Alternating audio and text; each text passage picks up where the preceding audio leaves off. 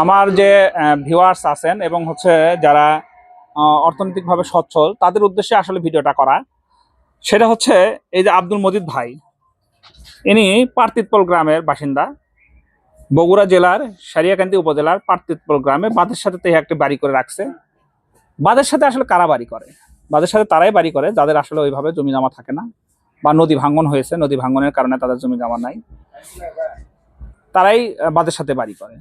এখন সে বাড়ি করছে, পরিশ্রমী মানুষ ছিল, সে কাজ করছে, সংসার চালাইছে, তার ডায়াবেটিস ছিল, সে কিছু হয়তো অসতর্কতা বা কিছু নিয়ম কারণ মানেনি, না মানার কারণে তার আজকে এই করুণ পরিণতি।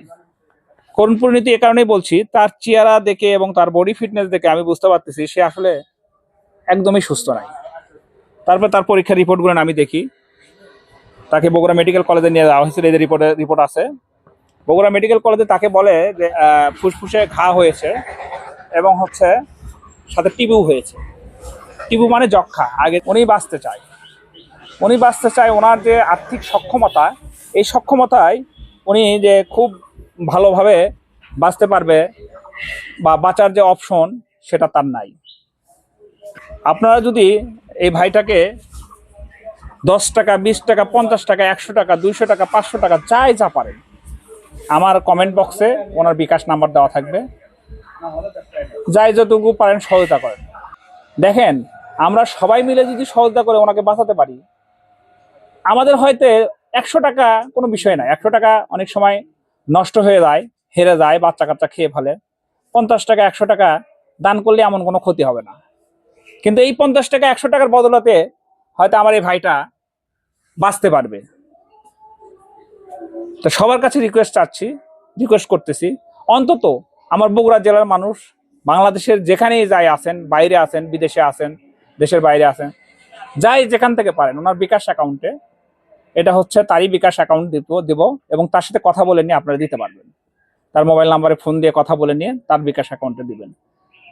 এটা আপনার কাছে আমার চাওয়া একটা মানবিক সহযোগিতা, বা মজিদ ভাইয়ের একটি মানবিক সহযোগিতা চাওয়া। আপনাদের ওসিলায় যদি সে বেঁচে যেতে পারে, সৃষ্টিকর্তা মহান, উনি তাকে বাঁচাবে।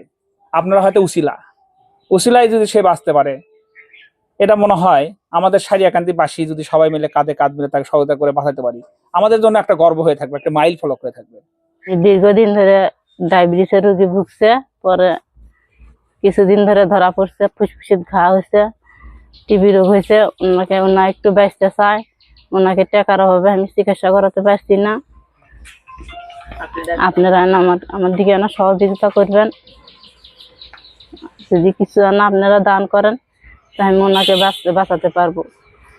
বহু টাকা লাগবে চিকিৎসা করাতে, আমি চিকিৎসার অভাবে বাড়িতে নিয়ে এসে ফেলে রেখেছি, তাকে চিকিৎসা করাতে পারছি না।